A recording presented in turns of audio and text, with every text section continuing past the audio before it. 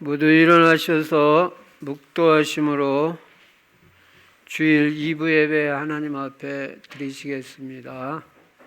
다 같이 묵도하십니다.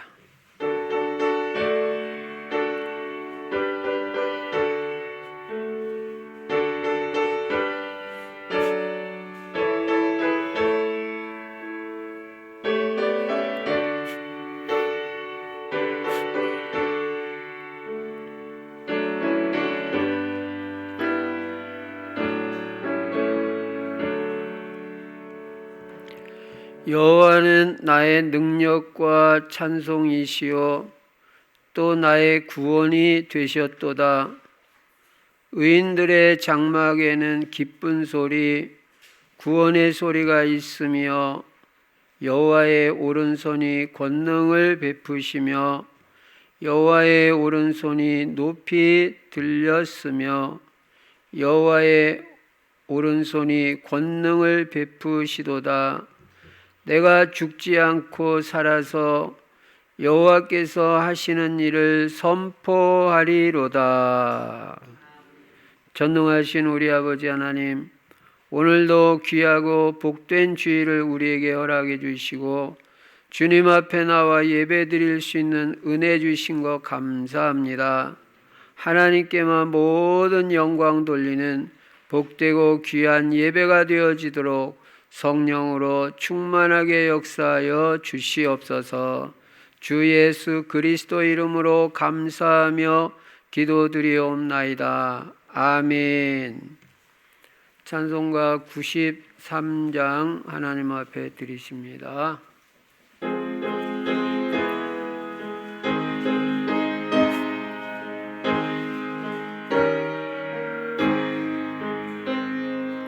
예수는 나의 힘이요 내 생 되시니 구주 예수 떠나 살면 죄 중에 빠지리. 눈물이 앞을 가리고 내 맘에 근심 쌓일 때 위로하고 힘드신 주 예수. 예수는 나의 힘이요 내 친구 되시니 그 은혜를 간구하면 풍성히 받으리. 햇빛과 비를 주시니 추수할 곡식만 또다. 귀한 열매 주시는 주 예수. 예수는 나의 힘이요 내 기쁨 되시니 명령을 준행하여 늘 충성하겠네.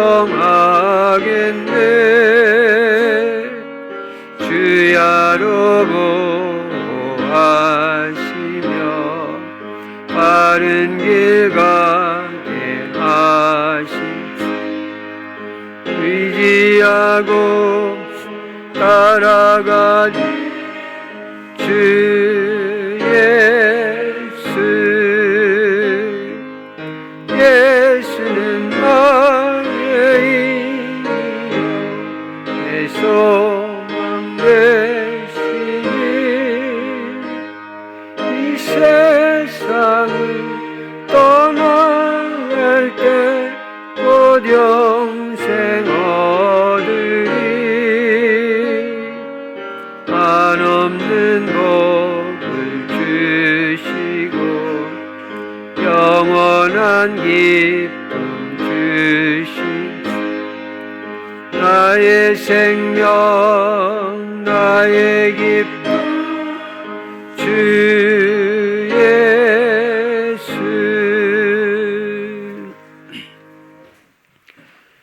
교동문 106번 교도가십니다. 할렐루야. 우리 하나님을 찬양하는 일이 선함이요 찬송하는 일이 아름답고 마땅하도다.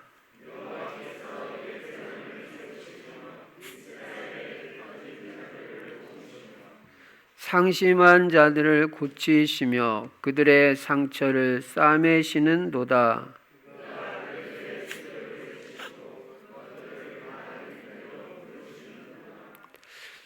우리 주는 위대하시며 능력이 많으시며 그의 지혜가 무궁하시도다.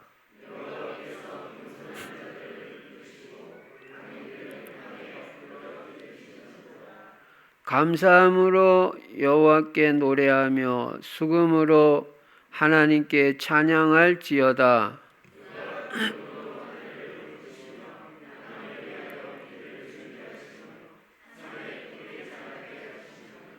들짐승과 우는 까마귀 새끼에게 먹을 것을 주시는도다.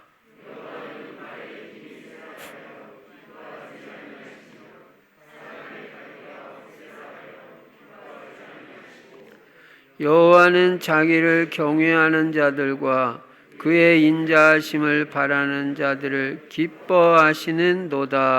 아멘.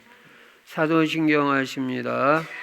전능하사 천지를 만드신 하나님 아버지를 내가 믿사오며 그 외아들 우리 주 예수 그리스도를 믿사오니 이는 성령으로 잉태하사 동정녀 마리아에게 나시고 본디오 빌라도에게 고난을 받으사 십자가에 못 박혀 죽으시고 장사한 지 사흘 만에 죽은 자 가운데서 다시 살아나시며 하늘에 오르사 전능하신 하나님 우편에 앉아 계시다가 저리로서 산 자와 죽은 자를 심판하러 오시리라.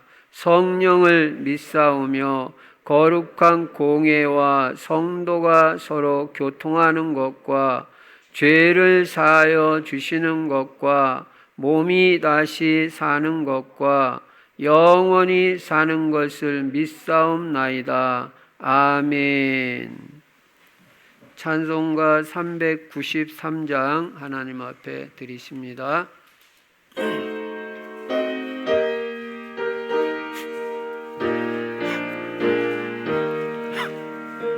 오 신실하신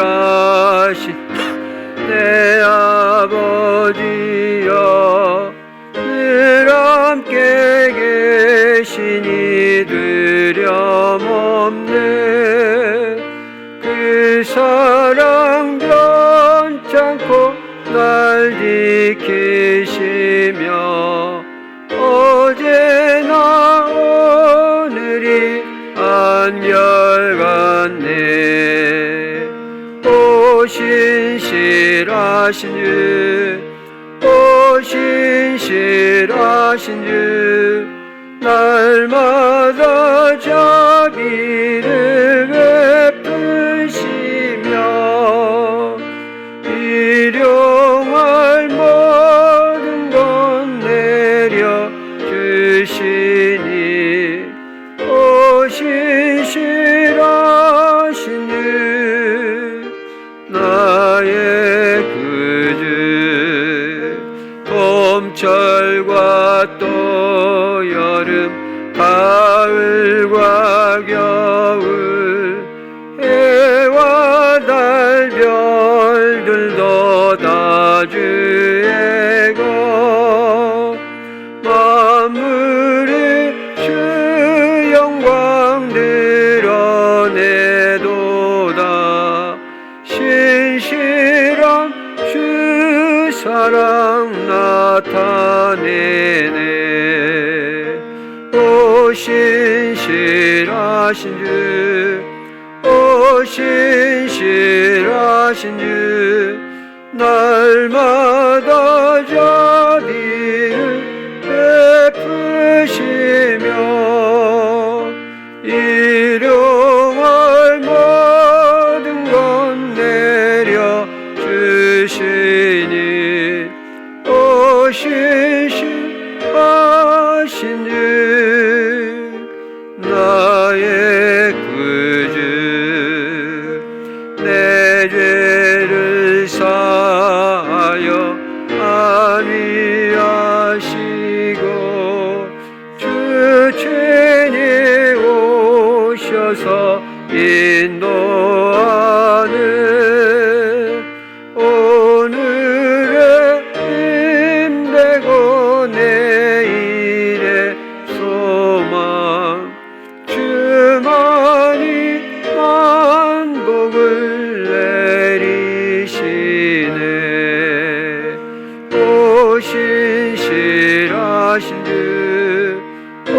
신실하신 주 날마다 자비를 베푸시며 일용할 모든 것 내려 주시니 오 신실하신 주 나의 구주. 송희영 권사님 기도해 주시겠습니다. 하나님 아버지 은혜를 감사합니다. 오늘도 예수만 그리스도는 모든 문제 해결자 되심을 믿습니다. 모든 복의 회복의 증인이 되게 하여 주옵소서. 예수 그리스도를 주인 삼고 삶으로 부족함이 없는 인생이 되게 하실 걸 믿고 감사합니다. 세계 복음화에 방향 맞추고 오직 전도 선교 후대에 올인하게 하여 주옵소서. 우리 후대들이 오직 예수 그리스도로 담나고 오직 예수 그리스도가 각인 뿌리 체질이 되어지고 그리스도 제자, 전도 제자, 경제 제자, 강단 제자, 절대 제자로 세워지게 하여 주옵소서. 237 세계 살리고 교회 살리고 우리 목사님 마음껏 복음 전하실 수 있도록 보호자, 동역자, 식주인의 축복을 사실적으로 누리게 하여 주옵소서. 예배를 생명같이 여기고 매주 예배에 성공하고 강단 말씀을 통해 모든 응답, 회답, 축복 다 받게 하옵소서.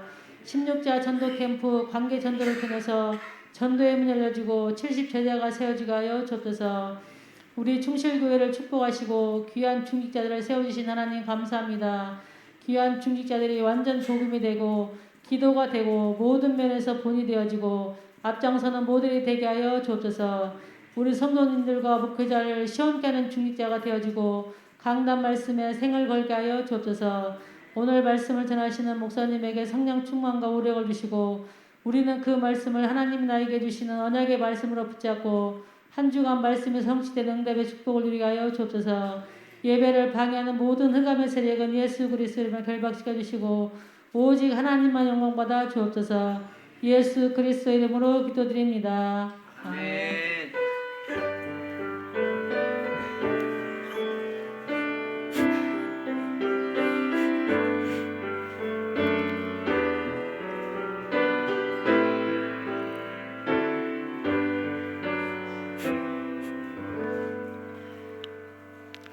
하나님 말씀 사도행전 19장 23절부터 41절까지 제가 읽겠습니다.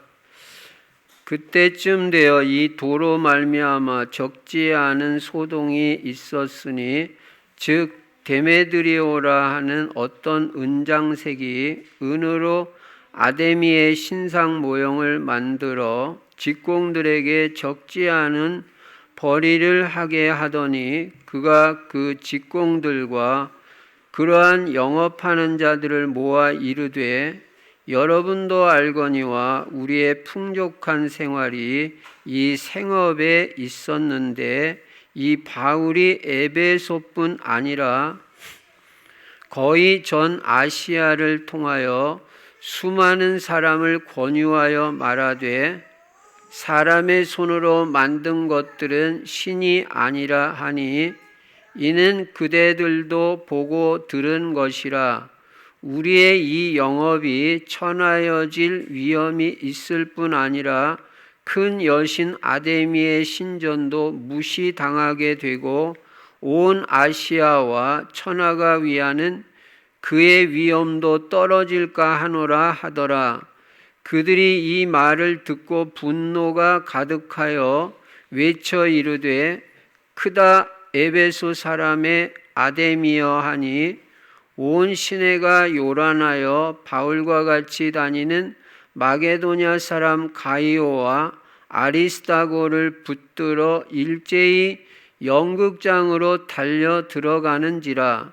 바울이 백성 가운데로 들어가고 자 하나 제자들이 말리고 또 아시아 관리 중에 바울의 친구된 어떤 이들이 그에게 통지하여 연극장에 들어가지 말라 권하더라. 사람들이 외쳐 어떤 이는 이런 말을 어떤 이는 저런 말을 하니 모인 무리가 분란하여 태반이나 어찌하여 모였는지 알지 못하더라. 유대인들이 무리 가운데서 알렉산더를 권하여 앞으로 밀어내니 알렉산더가 손짓하며 백성에게 변명하려 하나 그들은 그가 유대인인 줄 알고 다 한 소리로 외쳐 이르되 크다 에베소 사람의 아데미여 하기를 2시간이나 하더니 서기장이 무리를 진정시키고 이르되 에베소 사람들아 에베소 시가 큰 아데미와 제우스에게서 내려온 우상의 신전지기가 된 줄을 누가 알지 못하겠느냐. 이 일이 그렇지 않다 할 수 없으니 너희가 가만히 있어서 무엇이든지 경솔히 아니하여야 하리라. 신전의 물건을 도둑질하지도 아니하였고 우리 여신을 비방하지도 아니한 이 사람들을 너희가 붙잡아 왔으니 만일 데메드리오와 그와 함께 있는 직공들이 누구에게 고발할 것이 있으면 재판날도 있고 총독들도 있으니 피차 고소할 것이요 만일 그 외에 무엇을 원하면 정식으로 민회에서 결정할지라. 오늘 아무 까닭도 없는 이 일에 우리가 소요 사건으로 책망받을 위험이 있고 우리는 이 불법 집회에 관하여 보고할 자료가 없다 하고 이에 그 모임을 흩어지게 하니라. 아멘.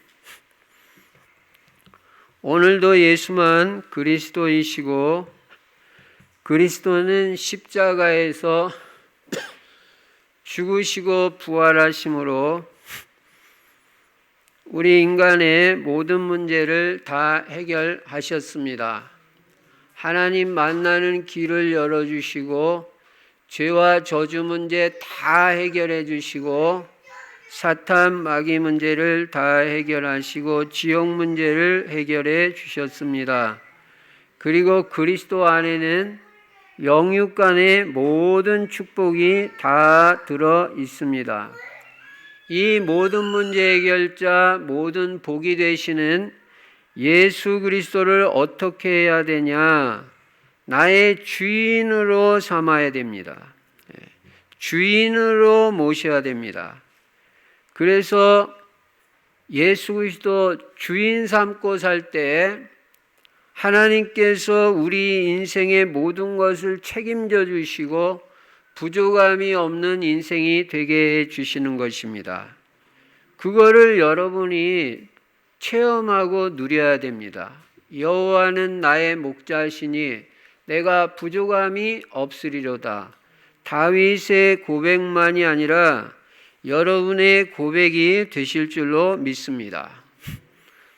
그리고 우리는 방향이 중요한데 내 인생의 방향이 뭐냐? 세계복음화입니다. 세계복음화에 방향 맞추고 오직 전도, 선교 후대에 올인해야 되는 것입니다. 우리의 후대들이 그리스도 제자, 전도 제자, 경제 제자, 강단 제자, 절대 제자로 세워져서 세계복음화에 쓰임받도록 인도해야 되는 것입니다. 그리고 세계복음화에서 우리 성도님들도 다 전도 제자가 돼야 됩니다. 전도 제자는 기본적으로 사문을 중심의 전도자의 삶을 사는 것입니다. 매일 기도가 있고 말씀이 있고 전도 생각하고 인도받으면 영적 상태가 좋아집니다. 영적 서밋이 됩니다. 그리고 반드시 나의 전도를 꼭 찾아야 된다. 그렇게 말씀드렸습니다. 많이 하고 적게 하고가 문제가 아니에요. 어쨌든 전도에 관심이 있어야 그게 되는 시스템이고 하나님의 축복을 받게 됩니다. 예. 전도에 관심이 있어야 돼요. 하나님의 소원은 영혼 구원이에요. 그리고 모든 사람이 다 구원 얻는데 이르는 것이 하나님의 목표입니다. 그렇기 때문에 우리도 생명 살리는데 관심을 가져야지 되어지는 인생으로 들어가는 거지, 다른 거 다 잘해도 전도에 관심 없으면 뭔가 하나님하고 안 맞는 거예요. 그러니까 나의 전도 조그만 것이라도 좋으니까 일주일에 한 번 전도지 하나 전달해도 괜찮아요. 예. 전도 때문에 시장 한번 갔다 와도 괜찮아요.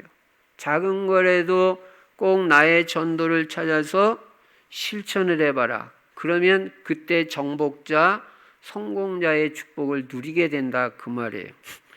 여러분 평생을 살고 우리가 하나님 앞에 간다고 생각을 해보세요. 뭐가 제일 후회가 되겠어요? 다른 거 후회될 거 하나도 없습니다. 한 가지, 전도 못한 것만 후회돼요, 나중에. 그러니까 우리는 어쨌든 이 전도하고 생명 살리는데 관심이 있어야 되는 것입니다. 그리고 금년에는 새로운 시작을 하자. 237 세계에 빛을 발하고, 금년에는 다른 사람이 아닌 내가 치유를 받아야 된다. 꼭 언약으로 붙잡고 하나님 은혜 주세요.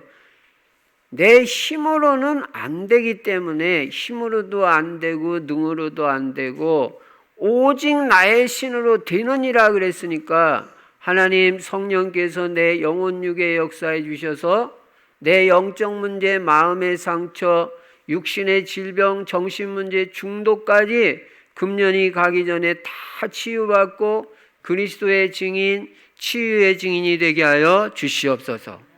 매일 기도하세요. 매일. 그리고 완전 복음 속으로 들어가 보세요. 집중해 보세요. 집중이 치유의 지름길입니다. 그래서 내가 치유를 체험해야 될 거 아니에요. 그리고 서밋으로 세워져야 될 거 아니겠습니까? 그리고 우리 렘넌트들을 서밋으로 세우는 겁니다. 제일 제가 관심 있는 거는 뭐예요? 영적 서밋이 되는 거예요. 영적으로 탁 세워진 렘넌트가 돼야지, 뭐 다른 거 그거다, 2차적인 겁니다. 영적 서밋 안 되고, 복음 확실치 않으면요, 아무리 공부 잘해도요 하나님이 쓰실 수가 없는 거예요. 예배 놓치지 말고 예배 성공하고 영적 서밋이 돼야 돼. 그 다음에 이제 경제에도 응답받아야 되니까 기능 서밋, 또 현장을 이 흑암 문화, 귀신 문화를 복음 문화로 바꿔야 되니까 문화 서밋도 돼야 되잖아요. 복음 문화로 내가 완전히 확립이 돼야 되는 것입니다. 그리고 날마다 우리는 그리스도 누리고 하나님 나라의 행복과 평안과 생명을 누리고 성령 충만 받으면 무능 무기력이 다 치유가 돼가지고 나도 하나님의 능력이 나타나는 인생이 되고 경쟁 안 하고 승리하는 인생이 된다는 거예요. 무경쟁 승리. 세상 사람들은요 엘리트일수록 다 경쟁을 합니다. 그리고 노력을 엄청 많이 합니다. 우리는 그렇게 가지고 성공하는 게 아닙니다. 계속 하나님의 응답받고 계속 하나님 축복받고 성령 충만 받아서 우리는 경쟁하지 않고 서밋의 자리, 승리의 자리로 들어가는 것입니다. 이 말씀을 바탕으로 오늘 본문에 보니까 우리가 이 땅을 살아가다 보면 이런저런 일이 일어나게 되는데 때로는 소동이 일어나기도 합니다. 우리는 이런 소동, 소란, 이게 왜 일어나는 것이며 도대체 그 대처 방법은 무엇인지 성경 말씀을 통해서 우리가 깨닫고, 어쨌든 성경을 통해서 모든 문제, 모든 일에 대한 답을 얻는 게 가장 정확한 것입니다. 먼저 오늘 본문 내용을 살펴보니까 바울이 에베소에서 대역사가 일어났잖아요. 많은 사람들이, 에베소 사람들뿐만 아니라 소아시아에 있는 많은 사람들이 예수를 믿게 되고, 또 바울에게는 막 능력이 나타나가지고 바울의 손수건이나 앞치마만 갖다 얹어도 병이 낫고 귀신들은 쫓겨나가고, 마술하고 무당하고 점치던 사람들 전부 돌아와가지고 마술하는 책 다 불살라버리고 이 대역사가 일어나. 이 대역사 후에 바울은 다음 사역을 구상하는 거예요. 그리고 또 준비하는 거예요. 그러고 있는 동안인데 바울이 전하는 이 복음 때문에 에베소에서 소동이 일어난 것입니다. 바울이 에베소에서 복음 전해가지고 점점 믿는 사람들이 많아지고 온 아시아에 사는 사람들까지 이 복음을 듣게 되고 믿게 되니까 우상을 섬기던 사람들이 우상 섬기는 데서 돌이키게 되잖아요. 돌이키게 돼가지고 예수를 믿게 되니까 이것을 보고 데메드리오라는 사람이 있는데, 이 데메드리오라는 사람은 뭐 하는 사람이냐면 여기 성경 말씀에 보면 은장색이라고 나오는데, 은장색은 뭐냐면 간단하게 말하면 은세공업자예요. 은을 가지고 그것을 두들겨 해가지고 물건을 만드는 거예요. 그 은으로. 그게 은장색이에요. 물론 구약성경 사사기나 잠언에 보면 이 은을 녹여가지고 물건을 만들기도 했어요. 근데 이 사도행전에 나오는 은장색은 은을 두들겨 펴가지고 물건을 만드는 그런 사람이 은장색입니다. 근데 이 사람이 이런 은을 가지고 신전 모양을 만들고 신상을 만드는데, 신상 모양을 만드는데 아데미 신상 모형을 만들어 파는 사람이에요. 근데 이 장사가 잘 되는 거예요. 그래가지고 이 사람이 이 우상 신전 모양을 만들고 아데미 신상 모형을 만들어가지고 직공들을 써가지고 돈을 많이 이제 벌게 됐는데, 바울이 어느 날 그냥 에베소에 와가지고 복음 전하면서 많은 사람들을 예수 믿게 하니까 그 우상 믿던 사람들이 돌이켜가지고 이런 거 안 사는 거예요. 그러니까 자기 수입에 문제가 오니까 똑같은 직업 가진 사람 또는 관련 사업을 하는 사람들 선동을 하고 자기들이 쓰는 이 직공들을 선동해가지고 소요를 일으킨 거예요.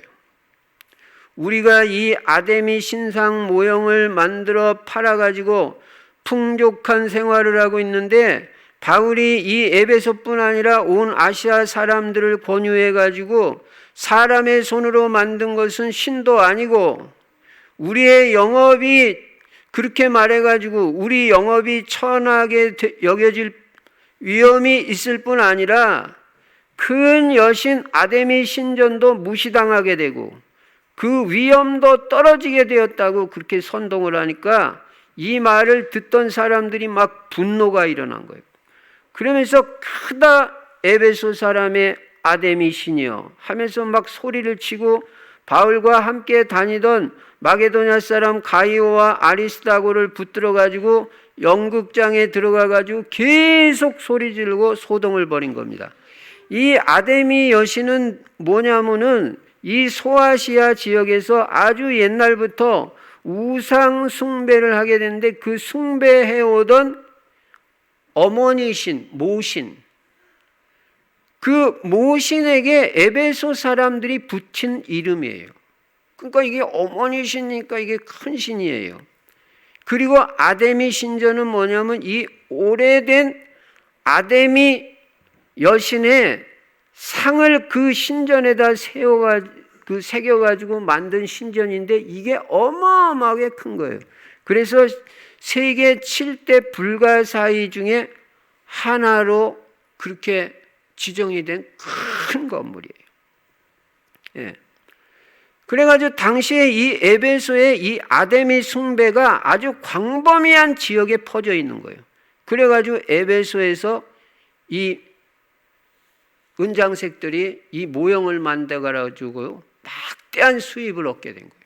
근데 이게 이제 손해가 될 것 같으니까 여기서 소동을 일으킨 겁니다.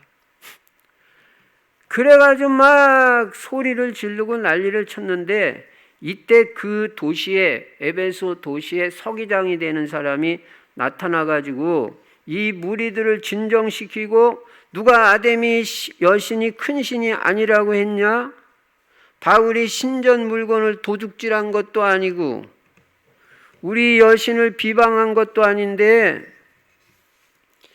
이렇게 소동 벌리면 이 사건으로 인해서 로마 정부로부터 잘못하다 책망받고 처벌받을 염려가 있다. 이 사람은 서기장이니까 이 소요가 일어나고 데모가 일어나면 이 당시 이 아시아도 소아시아도 로마의 식민지 상태였는데 로마 정부에서 이 불법 집회에 대해서는 처벌을 하게 돼 있다. 그러니까 자기가 처벌당할 것 같으니까 이 사람이 나와가지고 이렇게 말을 한 거예요. 그러니까 고발할 것이 있으면 정식으로 고소해가지고 재판을 받고 민회에도 이것을 말해가지고 해결받을 길도 있는데 이게 도대체 뭔 일이냐. 또 모인 사람들 또 왜 온지도 모르고 와요. 나중에 보면 절반은 왜 온지도 모르고 이 소리 하고 저 소리 치고 막 그랬다고 그랬어요. 그래가지고 이 서기장이 그 비정규 집회, 불법 집회를 다 해산시켜버린 거예요. 바울한테는 잘 된 거죠. 또 바울도 거기 들어가가지고 한마디 하려고 그랬는데 제자들이 들어가지 말아요. 잘못해다 큰일 난다고. 그래가지고 안 들어가고 이 서기장을 통해서 이 집회가 이렇게 해산돼가지고 해결된 이런 내용이 오늘 사도행전 19장에 나오는 내용인 것입니다. 그러면 우리가 첫 번째로 살펴볼 게 뭐냐면은 왜 이 땅에는 이런 소동, 소란이 일어나느냐. 그 이유가 뭐냐. 첫째로 이익을 추구하는 종교인들로부터 이런 문제가 일어나는 거예요. 이익에 손해가 될 것 같으니까. 바울이 올바른 복음을 증거하다 보니까 다른 종교를 믿던 사람들이 아까도 말한 대로 예수를 믿게 됐는데 종교를 이용해 가지고 영리를 추구하는 사람들, 즉 작은 우상 물품을 만들어 가지고 돈을 벌던 사람들이 자기들 사업에 지장이 생기니까 수익이 줄어들 것으로 생각하고 소란을 일으킨 거예요. 여러분, 복음은 우상 숭배를 단호히 거부합니다. 신은 하나밖에 없다는 거예요. 오직 하나님 한 분이고 오직 예수 그리스도 한 분이라는 거예요. 다른 신을 용납할 수가 없어요. 하나님도 제일 싫어하는 게 우상 숭배예요. 그러니까 이거는 어느 정도 싫어하냐면 3, 4대가 망할 정도로.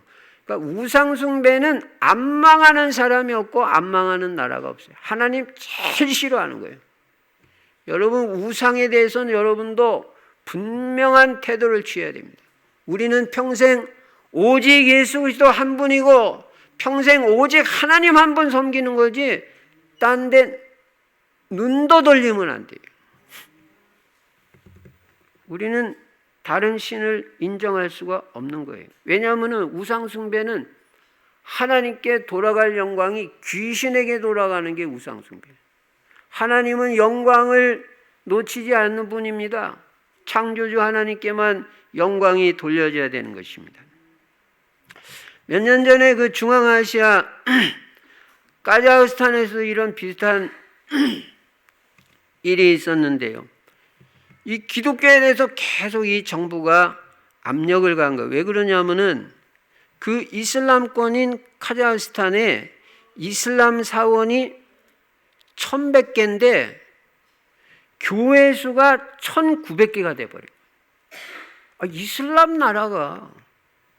그러니까 카자흐스탄 이 정부가 위기의식을 느낀 거예요. 그래가지고 신학교 인가도 안 내주고 선교사 비자 안 내주고 있는 교회 재산에 대해서 문제 삼고 이거 어디서 이렇게 교회당 줬냐?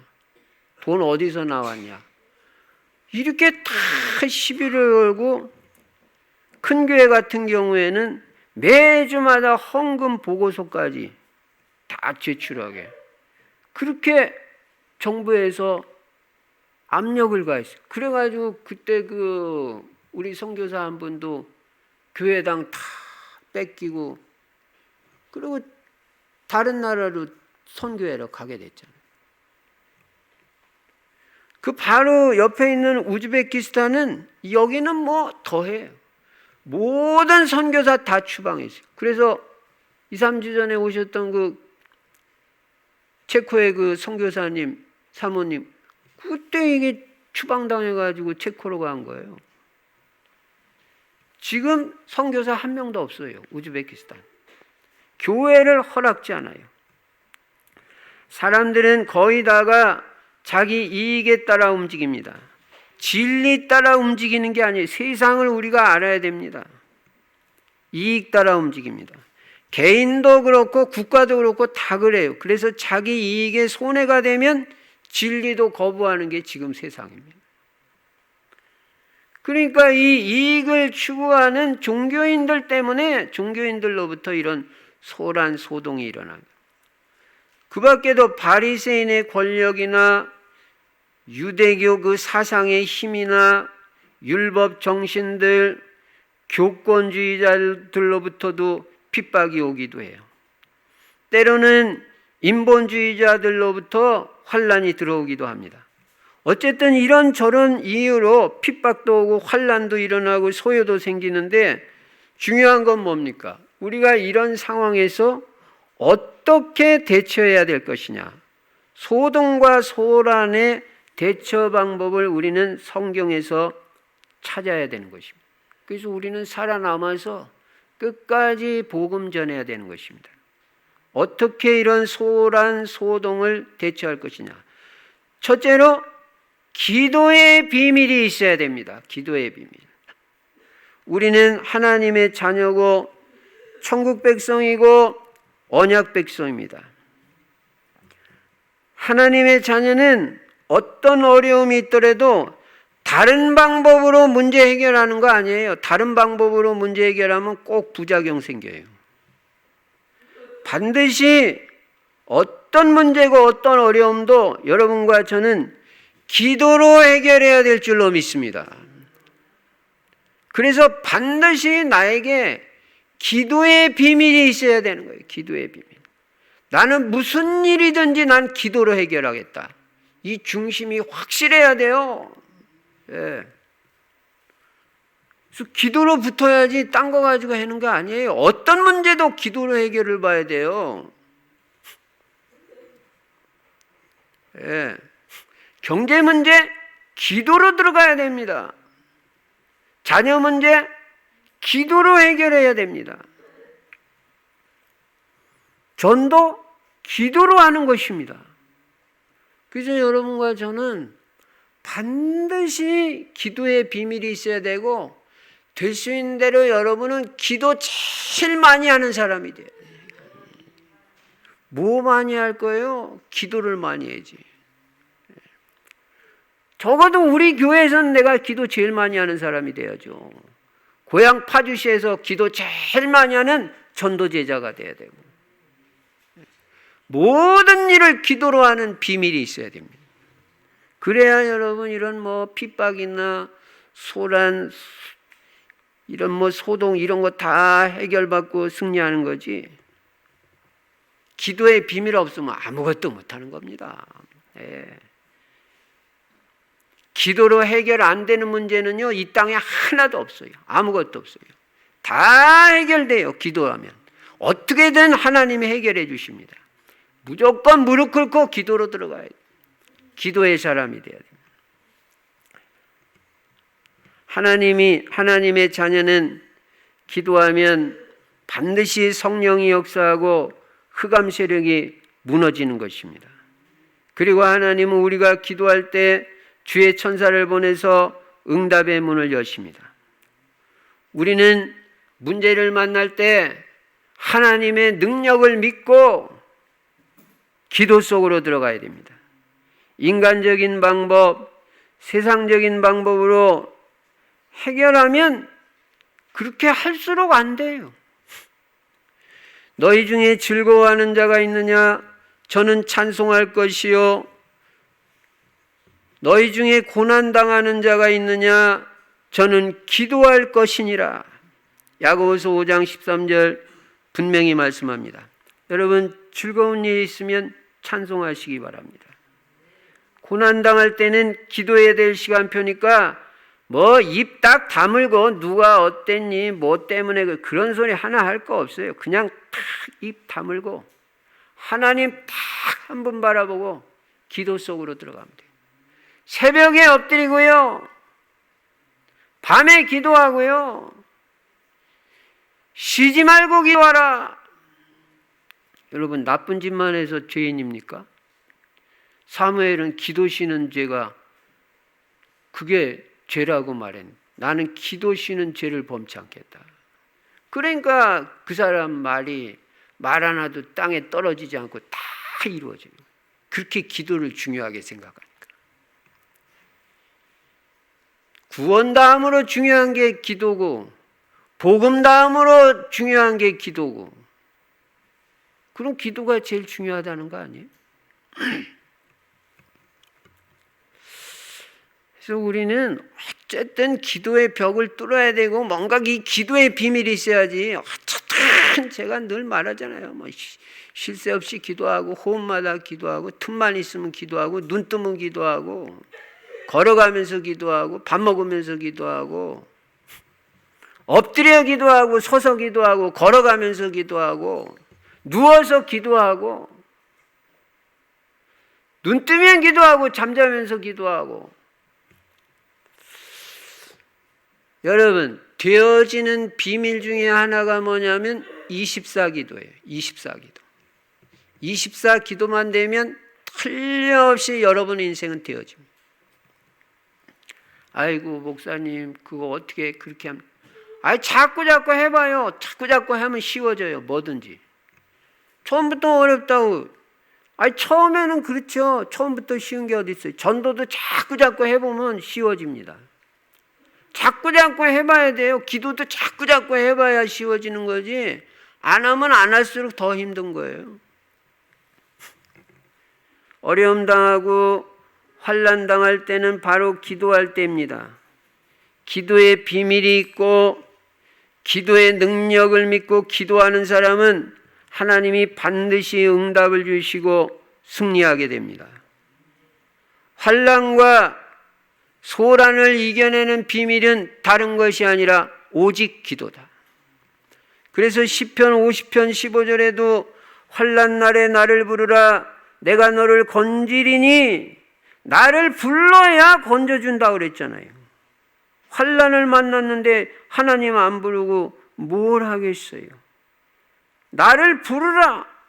그러면 내가 너를 건져주겠다. 그러면 네가 나를 영화롭게 하리라고 말씀하고 있습니다. 환난 날에는 하나님을 부를 때라는 걸 알아야 됩니다. 예레미야 33장 3절에도 시위대 뜰에 갇혀있는 예레미야에게 하나님이 말씀하십니다. 너는 내게 부르짖으라 내가 네게 응답하겠고 네가 알지 못하는 크고 비밀한 일을 네게 보이리라. 부르짖으라 그랬어요. 여러분 부르짖는 기도도 가끔 하세요. 그게 엄청 응답을 가져옵니다.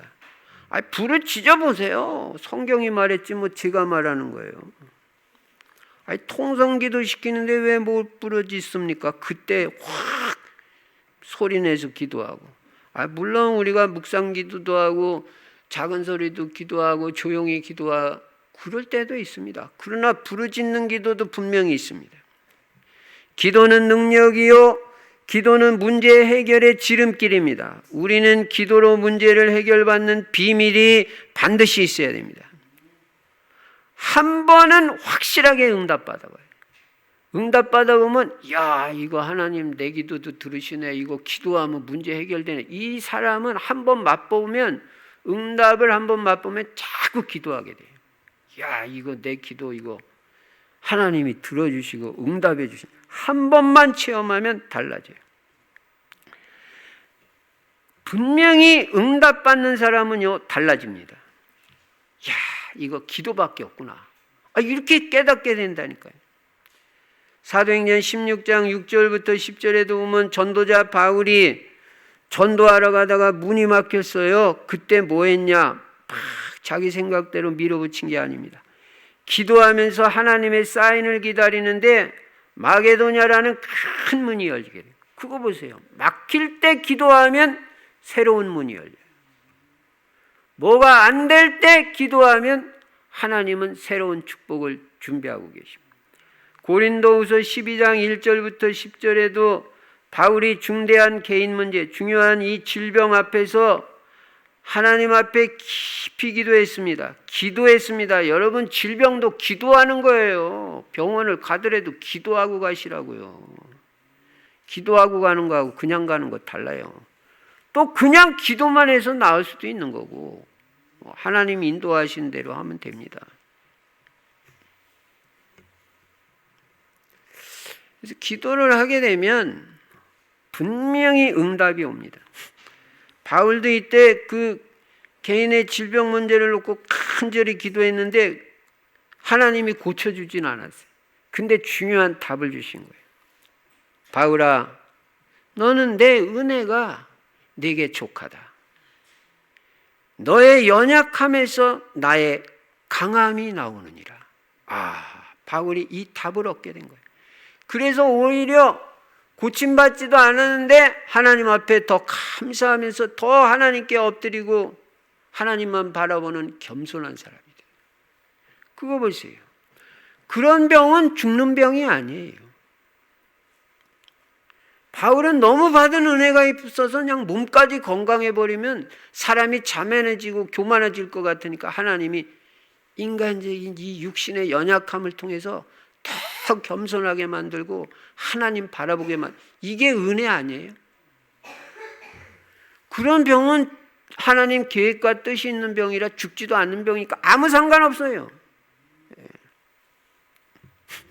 그래서 하나님 바라보면서 더 감사하고 더 겸손하게 세계복음화에 쓰임받은 것입니다.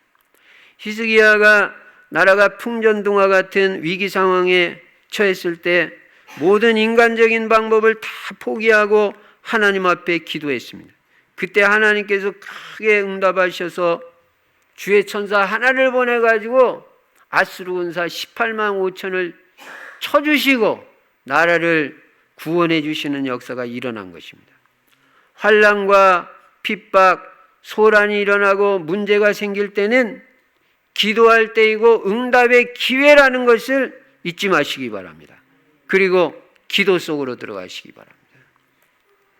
그게 환난, 핍박, 소란의 대처 방법이에요. 두 번째는 언약 확실하게 붙잡고 흔들리지 말아야 됩니다. 소란이 일어날 때. 언약 백성 하나님의 자녀는 언약이 분명한 사람들입니다. 그러므로 우리는 어떤 어려움, 어떤 위기 속에서도 언제나 결론을 붙잡아야 돼요. 우리의 결론은 그리스도 세계복음화입니다. 그 결론 탁 바라보고 난 세계복음화까지 갈 사람 아니에요. 사도행전 1장 8절이 성취되는 인생이잖아요. 내가 땅끝까지 내가 그리스도의 증인되지 뭐 고양시 파주시만 뭐 복음화되고 끝납니까? 그 결론 탁 바라보고 조금 더 흔들리지 말아야 됩니다. 제자는 어떤 상황에서도 안 무너지는 사람이 제자고 어떤 상황을 만나도 안 흔들린 사람이 제자예요. 안 흔들리는 사람. 그래가지고 세상이 감당치 못하는 사람이 제자입니다. 히브리서 11장 38절에 보면 그 히브리서 11장에 나오는 그 믿음의 사람들이 다 세상이 감당치 못하는 사람들이었다고. 안 흔들렸어요, 그 사람들은. 여러분, 조그만 일 만나가지고 흔들리면 어떻게 우리가 끝까지 세계복음 압니까? 소란이 일어나고 핍박이 일어나고 또 뭐 소동이 일어나고 해도요, 눈 하나 까딱 하지 마세요. 우리는 세계복음화까지 하나님이 반드시 우리를 쓰실 것입니다. 언약 딱 붙잡고 흔들리지 말라고요. 그리스도 세계복음화 강단 말씀 언약 딱 붙잡고 흔들리지 마라. 하나님을 믿는 믿음이 분명하고 언약 성취를 믿는 믿음이 분명한 사람은 어떤 상황에서도 언약 잡고 조금 더 흔들리지 않습니다. 요셉은 언약과 비전이 분명했기 때문에 어떤 일을 만나도 안 흔들렸어요. 형들이 팔아먹어도 인신매매 당해도 안 흔들렸어요. 노예로 팔려가서 노예됐는데도 눈 하나 깜짝 안 했어요. 누명을 뒤집어 쓰고 감옥에 갔는데도 변명하지 않고 내가 안 그랬다 그런 소리 안 했어요. 이거 틀림없이 하나님의 계획이 있다. 내가 그런 짓 안 했는데도 이렇게 잡혀가는 건 뭔가 하나님의 계획이 있다. 그냥 들어갔어요. 그게 전부 언약 성취의 과정이었습니다. 여러분이 어떤 일을 만나도 언약이 분명한 사람은요, 이거는 전부 지금 언약 성취되는 과정이다. 그래서 오히려 하나님의 시간표를 탁 바라보면서 착실하게 준비해 나가지, 세계복음화까지 안 흔들립니다. 무슨 시험을 받아요, 시험을. 그런 거 할 시간이 우리가 어디가 있어요, 교회 다니면서. 10년 후퇴합니다.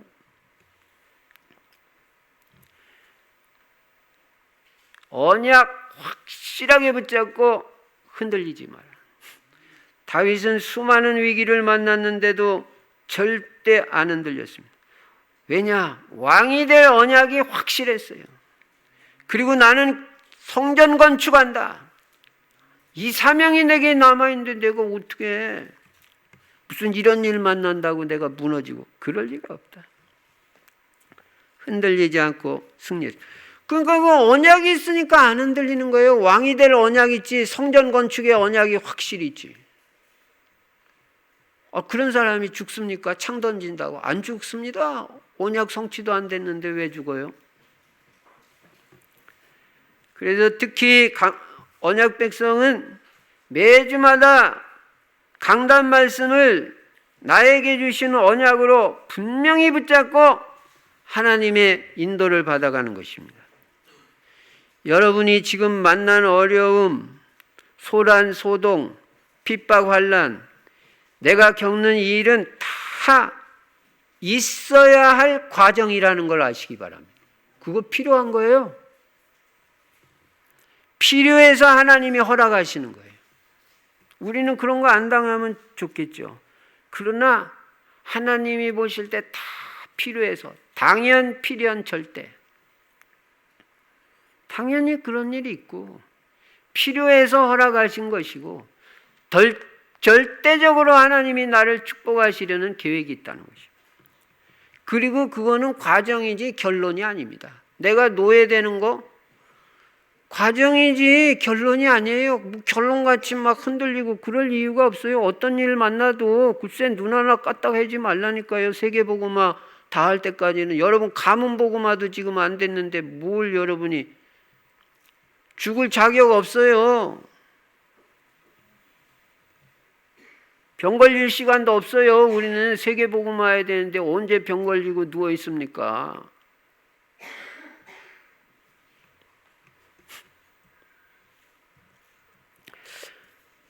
첫째는 기도의 비밀이 있어야 승리한다. 두 번째는 언약 확실하게 붙잡고 어떤 일 만나도 흔들리지 마라.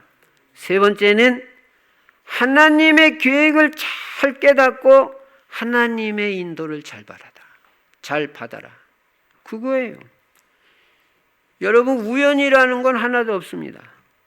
어떤 일이든지 모든 일에는 다 하나님의 계획이 있습니다.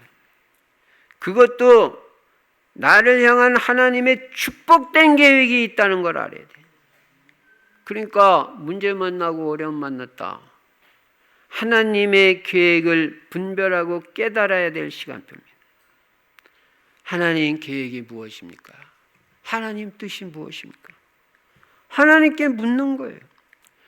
그래가지고 그 계획을 잘 깨달아가지고 하나님의 인도를 잘 받으면 문제는 문제대로 해결되고 나는 오히려 그 문제를 통해서 더 큰 축복을 받게 돼요.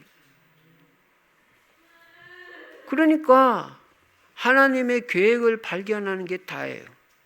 분명히 하나님 계획이 있어요. 또 뭐 반대로 여러분을 하나님이 막 축복하시고 잘되게 하시고 성공하게 하는 것도 하나님 계획이 있어요. 그때 제가 뭐라 그랬어요?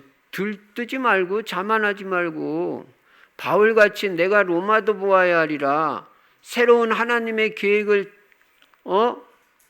발견하고 결론을 바라보면서 다음 과정을 준비하면서 인도받으라고 그랬잖아요. 그러니까 아무것도 문제가 안 돼.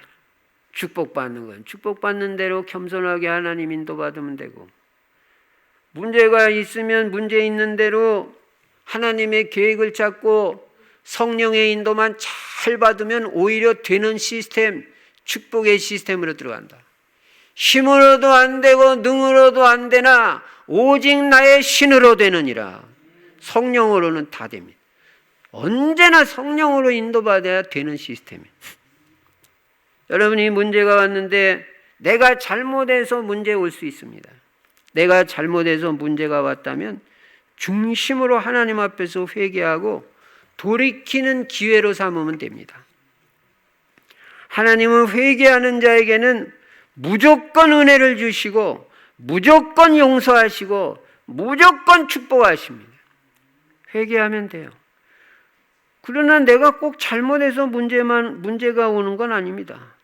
잘 신앙생활하는 과정에서도 요셉같이 이런 문제 저런 문제도 있을 수 있어요. 내가 잘못해가지고 문제가 온 것이 아니고 복음 전하는 과정에서 또 전도자로 살아가는 과정에서 문제가 왔다면 거기는 중요한 하나님의 축복의 계획이 있음을 알고 기도해가지고 축복의 기회로 삼으시기 바랍니다. 그 문제를 그냥 다 축복의 기회. 디딤돌로 삼고 발판으로 삼아버린, 내 응답받는 발판으로, 축복받는 발판으로. 하나님은 우리에게 중요한 문제가 있을 때 반드시 또 다른 문을 여신다는 걸 우리는 알아야 되는 것입니다. 그러니까 문제가 와서 뭐가 막힐 때는 하나님 계획을 찾으면서 진짜 기도하면서 하나님 인도해 주세요. 그러면 분명히 하나님이 문을 여시는 쪽이 있어요. 어느 쪽으로 문을 여시는가 잘 보라고요. 어느 쪽으로 문을 여시는가. 그래서 그 문 열리는 쪽으로 인도받으면 돼요. 문이 막힐 때는. 바울이 아시아로 가는 문이 막히니까 하나님 앞에 기도했는데 마게도냐로 가는 문이 확 열려버리죠. 그러니까 문이 막히는 것도 막히는 게 아니에요. 새로운 축복이 있어요. 그래서 문이 열리는 쪽으로 인도받으면 돼요. 그래서 여러분, 이 땅을 살아가면서 이런저런 문제도 있을 수 있고 어려움, 핍박, 환난, 소란도 있을 수 있습니다. 혹시라도 여러분이 지금 이런 어려움을 당하고 있다면 그게 전부 축복과 응답의 기회가 되시기를 바랍니다. 성경적으로 올바로 대처하면 하나님은 여러분을 귀하게 축복하시고 오히려 이게 이제 로마 복음화로 가는 길이 되는 거예요. 그러니까 간단합니다. 이 땅에 살아가면서 언약 백성에게는 아무것도 문제될 것 없다. 아무것도 문제. 그 문제 왔다. 문제 아니다 선포부터 하세요. 그럼 뭐냐? 기회다. 축복의 기회, 응답의 기회. 엎드리세요. 주님만 바라보세요. 사람 의지하지 말고 인본주의 쓰지 말고 누구 설득하려고 하지 말고 하나님 앞에 탁 엎드려서 한 달만 기도해봐요. 하나님 어떻게 역사하시나. 기도하면서 어떻게 하나님 역사하시나 보라고. 그래서 이렇게 응답을 정확하게 체험하면서 인도받다 보면 세계복음화까지 가는 거예요. 아무것도 문제 안 된다. 요 세 가지 비밀. 기도의 비밀. 언약 붙잡고 흔들리지 말고 하나님 계획 발견하고 성령의 인도를 잘 받아서 바울같이 하나님의 응답과 축복을 체험하고 응답의 증인, 그리스도의 증인으로 세계복음화까지 쓰임받는 여러분과 제가 되시기를 주의 이름으로 축원합니다. 전능하신 우리 아버지 하나님, 감사, 찬송, 영광을 돌립니다. 복음 전하는 과정에서 소란, 소동이 일어날 때 바울은 하나님 앞에 기도하면서 하나님의 계획을 생각하고 절대 흔들리지 아니하며 하나님의 인도를 받아갔습니다. 결론인 세계복음화를 향해서 달려갔습니다. 아버지, 우리도 아무것도 문제 아니라는 것 깨닫고 하나님 앞에 기도하며 성령의 역사로 모든 문제 다 해결받고 하나님이 새로운 문을 여시며 새로운 축복의 길을 여시는 실제적인 응답을 누리는 귀한 성도님들 다 될 수 있도록 축복하여 주시옵소서. 주 예수 그리스도 이름으로 축복하며 기도드리옵나이다. 아멘. 찬송가 352장 부르시면서 준비한 헌금을 하나님 앞에 드리시겠습니다.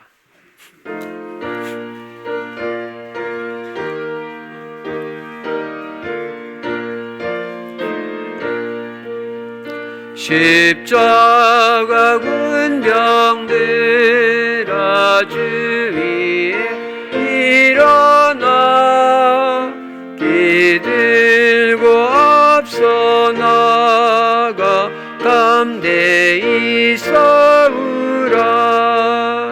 주께서 승전하고 영광을 얻도록 그 군대 거느리사 이기게 하시네. 십자가 군병들아 주 위에 일어나 아플 소리 듣고 곧 나가 싸우라. 수 없는 원수 앞에 주 따라갈 때에 주 예수 힘을 주 강하게 하시네. 십자가 군병들아 주 위에 일어나 내 힘이 부족하 주 권능 믿으라. 복음의 갑주에 늘 기도하면서 너 맡은 자리에서 충성을 다하라. 십자가 군병들아 주 위에 일어나 이 날에 접전하고 곧게가 부르라. 승전한 군사들 영생을 얻으며 영광의 주와 함께 왕 노릇하리라.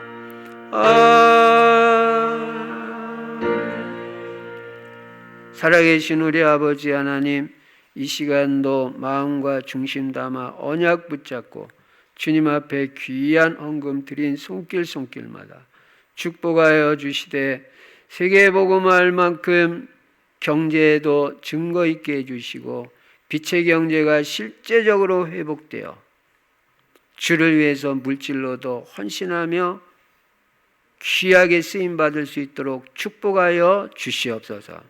하는 사업 위에, 직장 위에, 학업 위에 하나님이 함께 하시는 증거와 역사가 있도록 임마누엘의 축복을 허락하여 주시옵소서. 주 예수 그리스도 이름으로 축복하며 기도드리옵나이다. 아멘. 교회 소식, 전도자의 삶, 할 수 있는 것 실천하시고요. 이번 주 성경 구절 암송은 시편 23편 1절 2절. 정시기도 때마다 금년 자기 자신의 기도 제목 전도 대상자 명단, 그리고 성도님들의 기도 제목을 가지고 계속 기도해 주시기 바랍니다. 매주 한 사람 이상에게 복음 전해볼 수 있도록 기도하면서 인도받으시기 바랍니다. 16차 캠프는 관계 중심 전도입니다. 아는 모든 전도 대상자 명단 작성하고 기도하고 또 만나도 보고 자료 전달도 하고, 그래서 이번에 꼭 열매 맺는 그런 전도 캠프가 되기를 바랍니다. 다음 주일날 세례식이 있습니다. 유아 세례도 포함됩니다. 그래서 오늘 이 2부 예배 마친 후에 세례 대상자 모임이 2층 소예배실에서 있습니다. 유아 세례 받는 아이들도 부모님이 다 참석하셔야 됩니다. 그래서 2층 소예배실로 이 예배 끝나자마자 모여주시기 바랍니다. 다음 주일은 추수감사 주일입니다. 금년 한 해 동안도 하나님께서 여기까지 인도해 주시고 베풀어 주신 은혜 진심으로 감사하는 절기가 되시기 바랍니다. 마음으로도 감사하고 물질로도 감사하시기 바랍니다. 그리고 또 영혼 구원을 위해서도, 영혼의 추수를 위해서도 한 분씩 교회 예배 초청도 해보시기 바랍니다. 헌금 계좌번호가 장학 헌금만 변경이 됐습니다. 다른 헌금 계좌번호는 동일합니다. 근데 장학 헌금을 전에는 제 이름으로 되어 있었는데 충실교회로 다 변경했습니다. 그러니까 새로 변경된 그 계좌번호를 확인하시고 그 계좌번호로 입금해 주시기 바랍니다. 저는 내일 서울 강서노회 증경노회장 연석회의 모임에 참석합니다. 이제 우리 모두 일어나셔서 찬송가 417장 부르시고 제가 축도함으로 주일 2부 예배를 마치겠습니다.